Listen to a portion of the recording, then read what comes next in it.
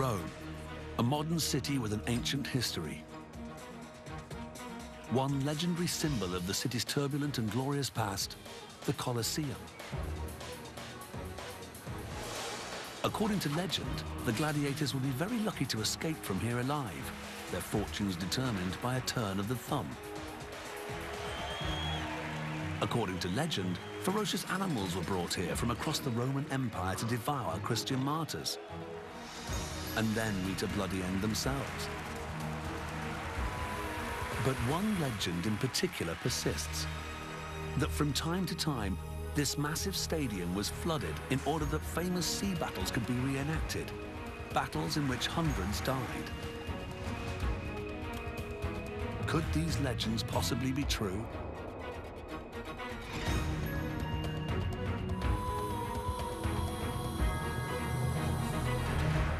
To find out whether the legends of the Colosseum are fact or fiction, Unsolved History has assembled a team of archaeologists, historians, and scientists to find the answers. Caked up here, and look at this. Look what's... Daniel Martinez is Unsolved History's chief investigator. Dean Abernathy and Bernard Fischer have built a virtual Colosseum. Heinz Beste is an archaeologist and engineer. Kathleen Coleman is a classical scholar. Marcus Junkelman specializes in the history of the gladiators. And Martin Krapper is a hydraulic engineer. By combining historical evidence with the scientific tools of the 21st century, Unsolved History's team of experts will take us back to the 1st century, showing us the Colosseum the way it was then. To imagine it would have been completely... The team will debunk a myth or two, Flares, all smelly and smoky. unearthing new evidence about the engineering feats of the Roman architects. Wow, this is amazing, Dad. And if you look down there, you know, they were probably watching... Shedding new light on what it was like to be there, either as a spectator, there for fun, or as an unwilling participant, about to meet a bloody end.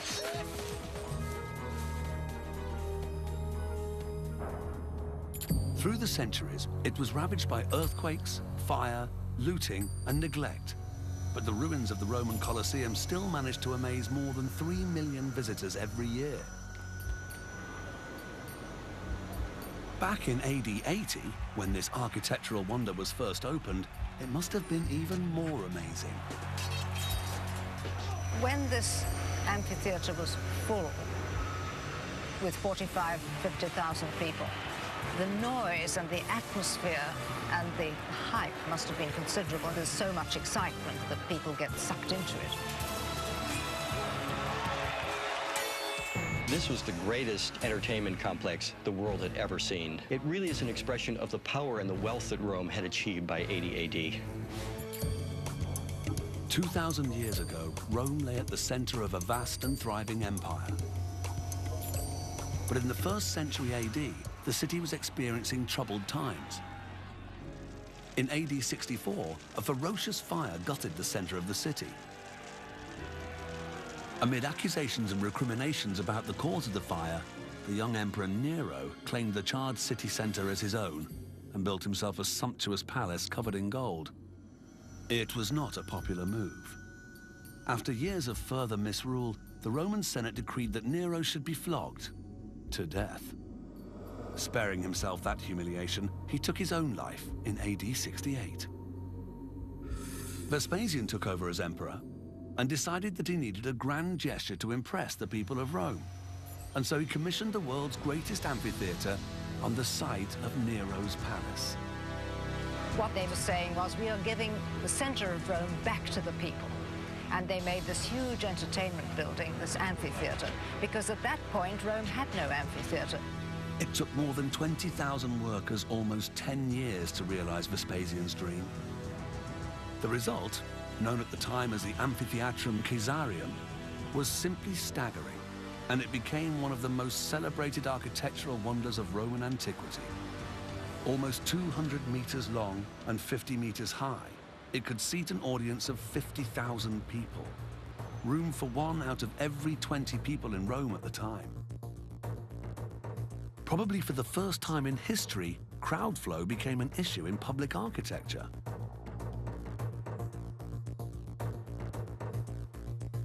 One of the sophisticated features of the Coliseum is the way you get into it. And that series of corridors and staircases which enable you to get from ground level up into the seating doubles as the support for that seating. So you get two for the price of one. And all of it was free to Romans. All they had to do was match the number on the ticket to the number on an entry arch and make their way up through the maze of corridors to their seat. But after walking through one of these arches, what lay ahead for the ancient Roman? To find out, Dean Abernathy and Bernard Fisher from the University of California in Los Angeles rebuilt the Coliseum inside a computer. These are archaeologically correct because they show the stairs going up here.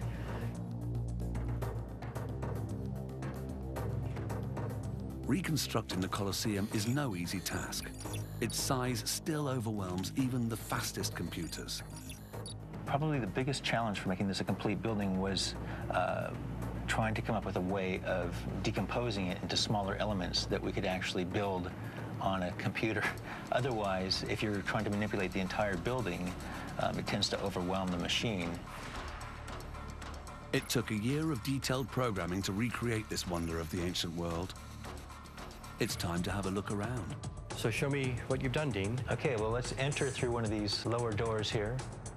The tools of modern science reveal the ingenuity that enabled this architectural masterpiece to remain in use for almost 500 years. This is exactly the second level of circulation with the staircases that pop us out into that. This will be the dark ring, the red one here, and that shows us the angles that go down into the green level. This is great, Dean, because it really shows the ingenuity of the engineers who designed this building. To understand the events that took place in this building, you have to put yourself inside it. We create the simulation so that we can go back and sit in the seats that the Romans sat in. We can see the things they saw. At last, the researchers here at UCLA can offer us a glimpse of how it must have been to stroll around the corridors and terraces of the Colosseum nearly 2,000 years ago and witness the glory and the gore of gladiatorial battle.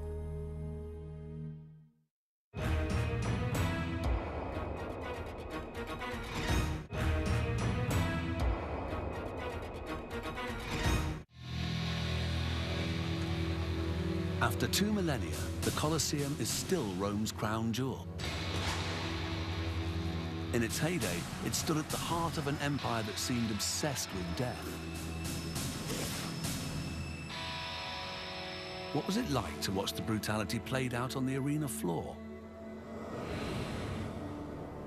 Well, you know, Bernie, 2,000 years ago, we would have had tickets that matched the numbers of the doorway, but we haven't put the numbers in yet. Well, if it makes you feel any better, I forgot the tickets at home. But let's go on inside. I think we can still make our way to the best seats. This part of the building was reserved for the senators. Yeah, it's pretty dark in this corridor. We're about 60 or 70 feet into the building. Yeah, the only daylight's coming from the seats. Well, let's go up and take a look and see what kind of view the senators had. Wow, it's incredible. Yeah, you can actually see the gladiator figures down there. You can see them pretty clearly from this point. Yeah, we'd be even closer if we were sitting down there with the emperor and top state officials. But in the uppermost levels of the amphitheater, it's a different story. Well, Dean, we've come up to a part of the building that doesn't even exist anymore. Yeah, we had to recreate this from just traces of this stair in the existing outer wall and examples from other Roman buildings. This is where the lowest of Roman society would sit, and if you look down there, you know, they were probably watching more of the large game action and things rather than the individual combat, and of course partying with their neighbors. Walking around this virtual Colosseum offers us a sense of its scale, but it's not necessarily the size that shocks. Some sections are surprisingly small. Here we are in the smallest and narrowest corridor in the entire Coliseum. Right, it's even worse than you might consider because of the fact that everyone in the upper levels had to exit through this corridor. So it was quite a jam in here. The idea that's held by most architectural historians is that it's this kind of paradigm of circulation and crowd control. When you look at that passage and you actually use the model to go inside and experience it, you realize that it's actually a much more complex system than that. Most classical scholars claim that the Colosseum could be emptied in just 5 minutes. The virtual Colosseum disproves this theory. But was this dingy upper corridor a case of poor design, or something more ingenious? Maybe it's some sort of a filter that would keep them from emptying into the lower levels and would allow the upper classes to clear out before the lower classes did. So in that sense, it's, rather than just optimizing circulation, it's sort of, controlling it and tweaking it in a very sophisticated way. The complex layout of entrances, corridors, and exit routes, known by the rather unappealing term vomitories, is a model of sophisticated crowd control and audience flow management. It's a design that today's stadium professionals know well. They're still using the same principles 2,000 years later. You can walk into any arena, any stadium in this country alone, and I think internationally as well, and you'll see the similarities of the designs of the various vomitories, how they were doing people moving in those days, how they got people to the upper levels of seats, how they got them to the bottom levels of seats. The Coliseum is the mother of all arenas. And just as modern stadia have their corporate suites and VIP boxes, it's clear that the Colosseum was segregated according to a person's social standing.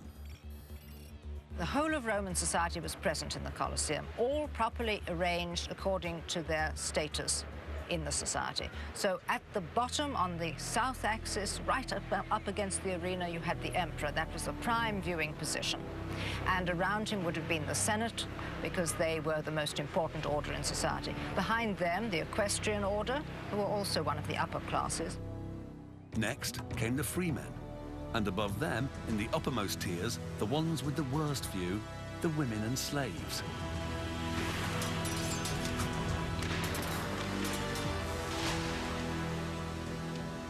But if the design of the Colosseum was complex above ground, it was no less so in the parts the audience couldn't see, below ground. A maze of underground corridors and chambers called the Hypogeum. During a show, it would have been buzzing with activity. Now, Daniel, you have to imagine it would have been completely dark down here, just lit with flares, all smelly and smoky. Because of the arena floor above. Well, not only that, there was a second story down here. Oh, I see. Yes, look at that arch. That would have supported another floor, so there were actually 2 floors down here. The 2 levels of the Hypogeum were linked to the arena floor above by a system of human-powered lifts. Look, just look at that. That's for a winch. Oh, they would turn it. Yes, yes. And that would help raise an elevator? Yes, and here on the left we can see a very good example of an elevator. You can see the grooves. Look at the middle groove there. That's where the elevator would have fitted. And the counterweights would have slid down this, possibly? Yes, on both sides, actually. You can see the other slot on that side. So everything could be raised up through there. During a show, stagehands under the arena floor created effects that must have astonished the crowd above. They could make a ferocious lion appear, as if from nowhere, or lots of lions, if that's what it took to satisfy the crowd. The trapdoors would pop open, and then in would leap some poor, terrified creature, some exotic animal from the furthest reaches of the empire. It must have seemed as though it was magic. The magic of a day at the amphitheatre usually began with the animal action, often a dramatic reenactment of a heroic hunting story set in some distant land. The animals that were displayed in these games were all different species. Lions, rhinoceroses, ostriches, tigers, all kinds of animals, brought from the far corners of the empire. These animals were the fruits of Rome's global dominion, brought to the capital for the common man to see and see killed. In the alcoves around the arena, archers were positioned to protect the crowd from any vicious animal that might try to escape.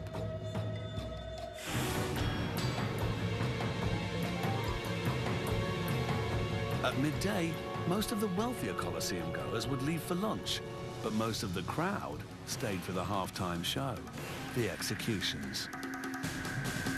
They made drama out of executions. They restaged the ancient myths, and the bloodier the better.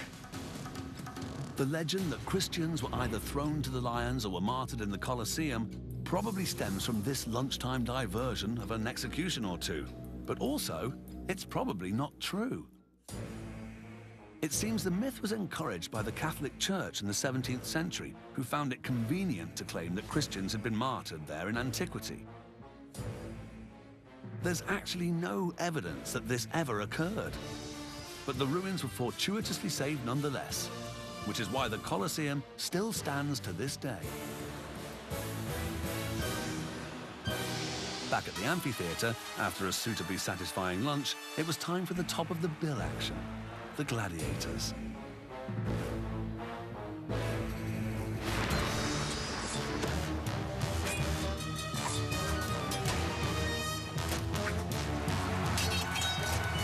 It was the most dangerous combat sport of all timers. Most people imagine gladiatorial combat as a fight to the death, and that all gladiators were basically the same, armed with a sword and shield. But historical evidence paints a different picture. There were, in fact, many different forms of gladiators, each waging a specialized form of combat.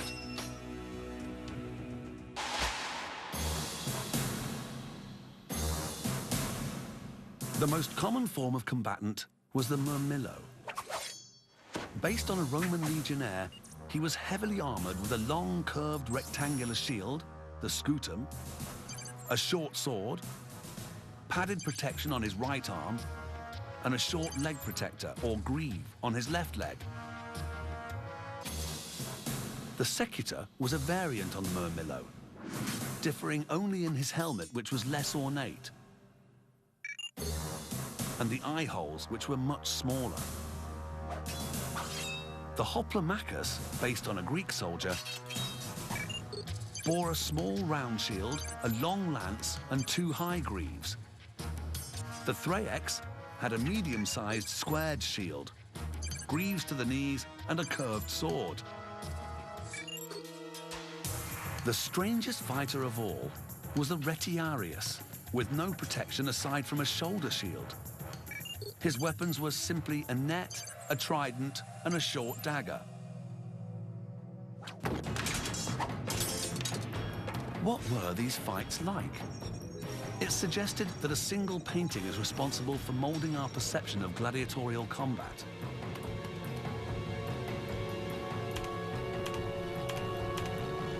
In 1872, French painter Jean-Léon Gérôme created this famous work, Pellice Verso. Gérôme made every effort to get the historical details right. Most people think he succeeded. It's said that this image inspired the look of the film Gladiator. But is it accurate? When we look at Gérôme's interpretation, we see 2 sections of seats in the lower portion of the Coliseum, but there should actually be 4. The emperor here is sitting in his grand chair, and yet no netting that surely would be there to protect him. If the seating arrangement is wrong, perhaps we should look more closely at Gérôme's rendition of gladiatorial combat. It appears that it's a mass combat in which the sole survivor, the last man standing, is the victor. Was this the way gladiators fought? The victorious gladiator now glances up at the first row of Vestal virgins who are gesticulating the pollice verso, which is the Latin term for turned thumb. Gérôme translated turned thumb as thumbs down, but that was just a guess. Did the Roman crowds ever make this now notorious gesture? Gladiatorial combat was very, very professional, and the gladiators were highly trained. One should think of it perhaps in terms of the boxer or the fencer. Military historian Marcus Junkelmann is a leading expert on gladiatorial combat. He's even created his own troupe of fighters. This practical research gives him the insight which is lacking in the history books. The normal impression that gladiator combat in the arena was a mess, was a chaotic melee of dozens of fighters and all against all and without rules is completely wrong. Contrary to popular depictions, a referee would always be close at hand and only 2 gladiators would fight at a time. The Romans also had specific formulas for pairing types of gladiators. This is a classic couple of large shield men, the Momillo against the small shield men, the Trax or Thracian. The Momillo is very well protected in front of him, while the Thracian with his small shield will circle around him to get into his flank. And he has a curved sword. He can try to stab around or beneath the shield of his adversary. The Momillo could also battle the Hoplomachus, whose extra reach with a long lance was balanced out by his weaker defense, a small round shield. Some gladiator types, like the Eques and the Provocator, were pitched against fighters of the same type, but the Romans seemed to love odd pairings. The Retiarius is the most lightly armed type of gladiator, only protected by a small bronze shield on his left shoulder. And his weapons are a net with which he tries to overthrow his adversary, and then following up the attack with his trident, always keeping his enemy at a distance, while his heavily armored pursuer is seeking the infight. His strength is hand-to-hand combat, always the left shoulder with a shield in front. This combination of heavy gladiator and a very swift light gladiator was thought by the Romans to be the most thrilling type of fighting, and therefore it became the most popular. The net fighter only stood a chance if he could tire his heavily armed but visually restricted opponent. The Retiarius was the perfect underdog, one the Romans loved to see prevail. Above all, the crowd wanted to see a good fight that would last more than just a few seconds. So the most vulnerable part of the gladiator, his face, was well protected with a visor. I think that the visor, which takes away your personality and makes you almost like an impersonal monster, to make a fighter more aggressive, to attack his enemy in a worse manner than he did when he would see his face. But how did the duels end? Not always with the death of one of the combatants. The scale of bloodshed is extraordinarily exaggerated. About 20% of the fights ended with a death, 80% survived. Many battles ended in a draw, both gladiators walking wounded from the arena. But if one man could no longer keep up with the fight... Then he dropped his shield and raised his left hand with a finger stretched out. In that moment, his adversary was no longer allowed to attack him. Whether the defeated gladiator should now live or die depended on the whim of whoever had paid for the games and the roar of the crowd. If the crowd felt the loser had fought well and hard, they would urge his pardon. People made a fist with the thumb pressed on and cried, "Missum." Then he was beaten but alive and could leave. But if the crowd were unimpressed, or if he was too badly injured to recover, the outcome would be swift and final. He had to accept this as a death sentence, like an execution. He had to kneel down and, without showing any emotion, awaited the death blow by his adversary, who stabbed him normally into the throat.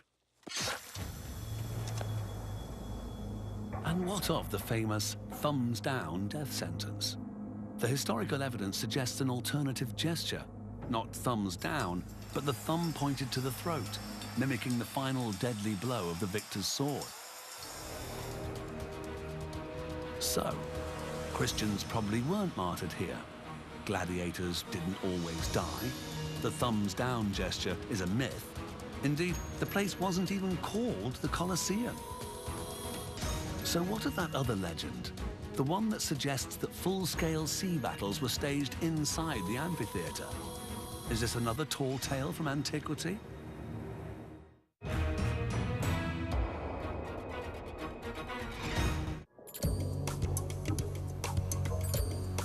It's known that the Romans reenacted naval battles in lakes specially excavated for the purpose, and that they were hugely popular. But could these battles, called Naumachia, ever have taken place inside the new Coliseum in AD 80? according to the Roman poet Martialis, who was there at the time, they did. When you read Martial, you see that he says these things happened. But he's writing poetry, so did he mean it? If he meant it, then how do we explain the mechanics of it all? He talks about the miracle of a visitor to the arena arriving rather late and finding that instead of land in the arena, there was sea. But to create a temporary sea in the Coliseum would have required some major architectural plumbing. Historian Daniel Martinez decided to investigate. I'm in the center of this tunnel, and as I work my way down, I start to see artifacts on the higher level. Normally, the water would flow right through here on its way out, but debris up here could only be here if there was a great flood of water coming through or a namakaia. And if that's the case, then the debris and mud is caked up here. And look at this. Look what's sticking out. All along here are pieces of what looks like shards and pottery, but this is bone with teeth in it. So the drains were clearly designed to cope with large volumes of water. They could be closed off when necessary. Vertical slots in the walls suggest they were fitted with sluice gates. But where was all that water contained? Obviously, it must have been in the Hypogeum, but the existence of this two-story maze of stone and brick walls would make staging a naval battle impossible. But then, archaeological engineer Heinz Beste made an intriguing discovery on a dig in the Hypogeum in 2002. As he scoured the floor of this underground labyrinth, he uncovered some large stone blocks cut with square holes. At first, he thought they were part of the Romans' ingenious lift system.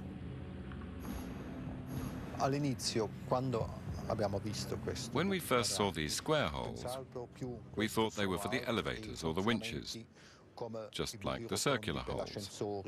But then we began to discover more, and we noticed that there was a regular pattern. Eventually, Beste found 18 blocks with these square holes. When he plotted them out, the pattern looked like it was part of a bigger design. It was. The Hypogeum we see today is not the way it always was. We always wondered how it was possible to have a naval battle and gladiatorial fights in the same place. But in the beginning, these walls you see here didn't exist. The arena was held up by a wooden substructure that could be removed. But removing the entire floor of the arena and the posts and beams that supported it would have been a major undertaking. Well, the great thing about Roman society was that manpower wasn't really a problem because that was a slave society. And with enough people on the job and highly trained, and possibly with the threat of something nasty happening to them if they made a mistake. We know, for example, that Claudius is supposed to have ordered a couple of mechanics from the arena to be thrown to the beasts because they defaulted on a job they were supposed to be doing. So I suppose there was a strong incentive for doing it efficiently. And it was also part of the can-do mentality of the Romans, always outdoing nature and managing to do the impossible. Many historians believe it would have been impossible to change the arena from land to sea or from sea to land in less than a week. But at a stadium in Los Angeles, Lee Zeidman was able to prove that the impossible can be done. He manages the changeover between huge sporting events. You got these seats coming in here, but you got all these guys that are standing around here waiting to do this. When you just get a couple teams that lift, put it down, and then we'll throw some more guys on that, some more guys on that. Quite often, Lee Zeidman's stadium has to accommodate two completely different sporting events in a single day. Today, he has to turn his ice hockey rink into a basketball court in under 3 hours.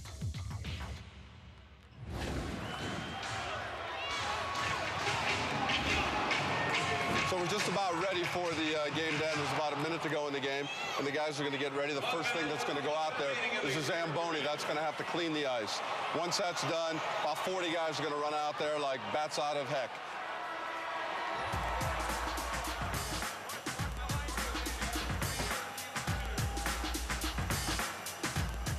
first, they'll start to bring the subfloor down that's actually going to go over the ice. Once that floor goes down, then we'll start to build everything up above that, similar to what they probably did in the Roman Coliseum days, where they build the subfloor.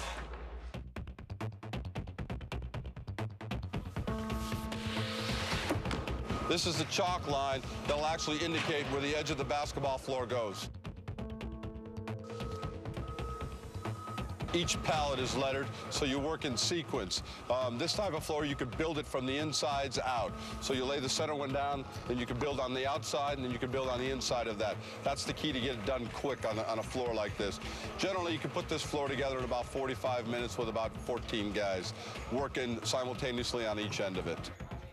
It all works the same. It's manual labor.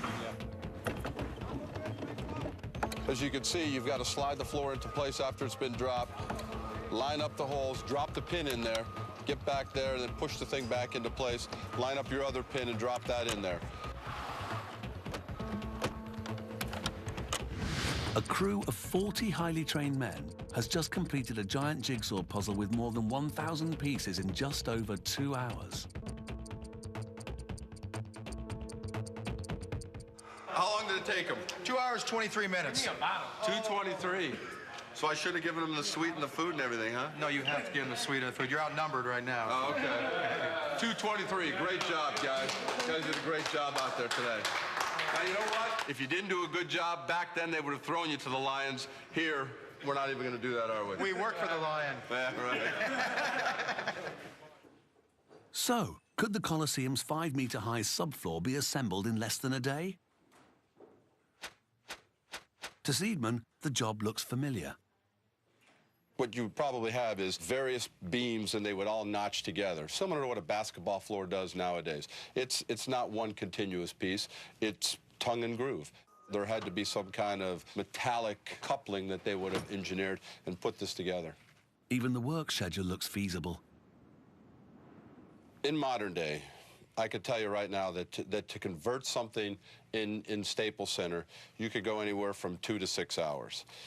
Here, you're talking about such a surface and such a design that, obviously they had to have a good plan. They probably would break this up into quadrants. And I think the minute they got that water out of there, you can throw maybe 50 guys or so per each quadrant, then have your rest of your crew that actually lug the stuff in there. And this could conceivably be done within an 18 to 24-hour period. What it takes to run a stadium hasn't changed much in 2,000 years. It's just that today we use forklifts instead of ox carts. And crowds still flock to see modern-day gladiators in combat and to see the latest in technological showmanship. In the 1st century AD, the Romans were very proud of their technological achievements, particularly their ability to control and manage that most precious urban commodity, water. Water was very much a feature of civilized living in antiquity.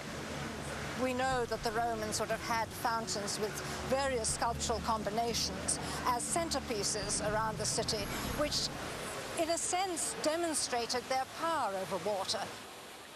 But was their technology really that powerful?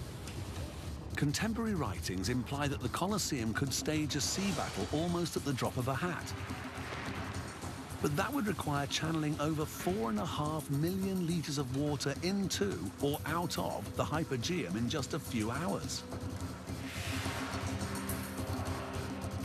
Hydraulic expert Martin Krapper has come to make some calculations. Professor Beste believes that they did it. The first channel, we have 5 channels in the Colosseum. The water came from the 2nd channel and enter here of this. Oh, I see. This leads down into the shafts. Yes, in the shafts. Underneath in the Hypogeum. Yeah. This is the bottom end of the vertical shaft that we were looking at. Yes, yes. The water came from the high up end. And so how deep would they actually fill it to? I think what's lower, I think what's 1 meter high. Like any public building in Rome, the Colosseum had an extensive series of drains connected to the water supply. These 5 circular channels under the seating could help feed water into the Hypogeum. But where did the water come from? The Coloseum sits in a valley flanked by 3 of Rome's 7 hills: the Esquiline, the Palatine, and the Caelian. A small stream called the San Gregorio is supposed to have flowed right underneath the site. Could this have been the source of the water? Yeah, there we are. The Coloseum Valley has changed a lot in 2,000 years. Ground level has risen by almost 10 meters. The San Gregorio stream is still there, but now it flows underground. We can have a go with the flow meter and see what it tells us.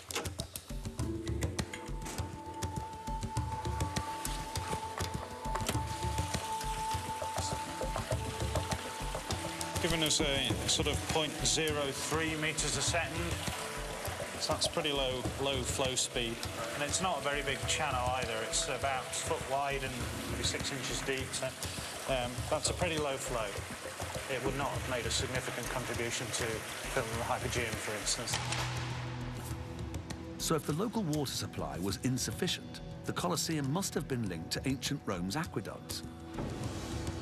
This 100-kilometer-long network of channels was the pride of the empire. But was it big enough to supply over 1 million litres an hour? The rate needed to flood the Colosseum overnight. Somehow, Dr. Crapper has to calculate the amount of water that flowed through a system which hasn't existed for 1,500 years.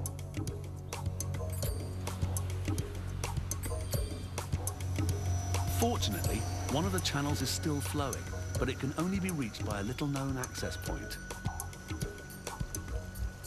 Today, the Aqua Virgo supplies the Trevi fountain. 2,000 years ago, it was just one of 11 aqueducts crisscrossing the ancient city. The speed is about 0.3 meters a second. That gives us a flow rate of about 80 gallons a second, something of that order. Water level's quite well below the arch there. In ancient times, this would have carried more flow than this, so probably at least 4 times that. This ancient channel is the vital link Dr. Crapper needed to assess Rome's water system. By calculating the flow through this channel, which passes just 150 meters from the Colosseum, and its height above the arena floor, he can determine exactly how long it would take to flood the Hypogeum. Taking into consideration the size of the actual inlet pipes you've got, and the amount of water you could reasonably expect to get through those, I reckon it would perhaps have taken 6 or 7 hours to fill the Hypogeum of the Coliseum, certainly much less than a day, so it is a practical thing to do. So, our research has shown that the stagehands could have removed the arena floor, the drains could have been sealed, and the Hypogeum could have been flooded to a depth of 1 or 2 meters in less than half a day. We know the Romans could have done it. Wow, this is amazing, Dan. But we still don't know whether they did. Watching on the stairs, they're pretty steep here. Evidence that the Colosseum was designed to be flooded would be significant. This is a Roman cistern, one of the few left. The Romans were experts in materials science, and large water cisterns and baths were routinely lined with a coating of high-quality waterproof mortar. Here's the main inlet from the aqueduct. A technology which the Romans invented and perfected. The water would spill into this That's room. correct, yeah. How quickly? Well, it's very The difficult mortar to here say. has kept this building functioning and watertight for 1,800 years. If the designers of the Colosseum's underground Hypogeum knew that it was going to be flooded, they would have coated it with waterproof mortar, similar to that in their cisterns. But did they?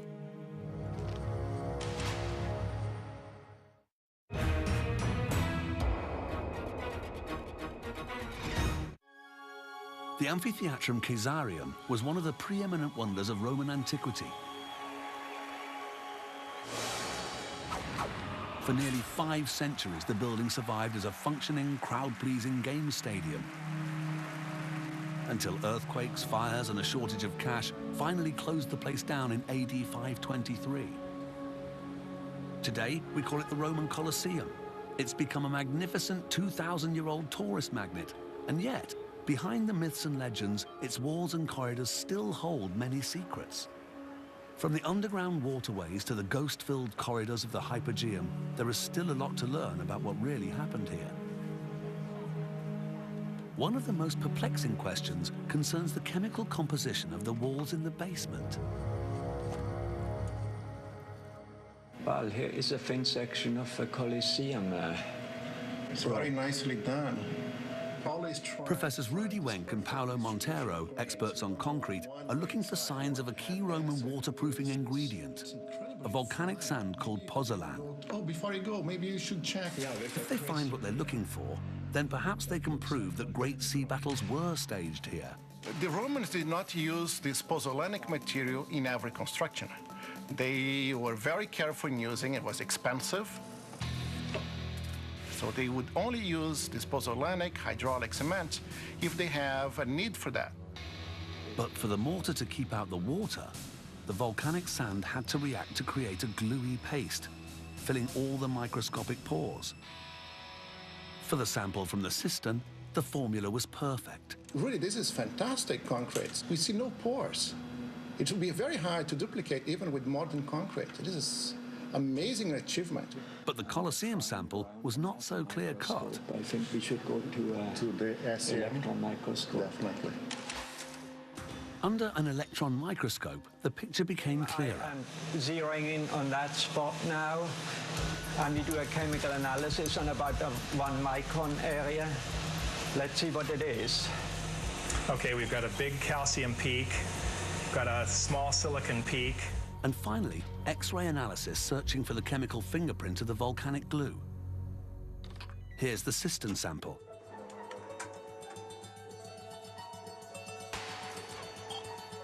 The hump shows this is strongly waterproof. Now, the mortar from the hypogeum of the Coliseum. The hump is there, but it's much smaller. Kind of disappointing. I was expecting to have a big hump and say, aha, we don't have that. It's clear indication that they use some pozzolanic material. And if the intent was to achieve a waterproof system, I would claim that did not do as a good job as they've done in other cases. So, although the hypogeum walls were certainly waterproofed, it was not done in a way that would have offered years or even centuries of protection, as is the case with the other big Roman water cisterns. The question is, why not? The fact that the mortar that lined the basin of the Coliseum couldn't withstand repeated flooding is not at odds with the historical evidence. It may have been that in the early days of the Coliseum itself, the inaugural portion of it, that they used it just a few times. And that seems to be the answer. Now, Machiae, naval battles, almost certainly were staged in the Coliseum when it was first inaugurated in AD 80. And what a spectacle they must have been. Full-size trireme battle galleys crewed by hundreds of prisoners of war, locked in deadly combat in and out of the water. Unlike the more sportsmanlike fights of the gladiators, these battles were fierce, frantic, and often fatal. Some people, of course, would not have actually been killed. They might have drowned. They might have fallen overboard.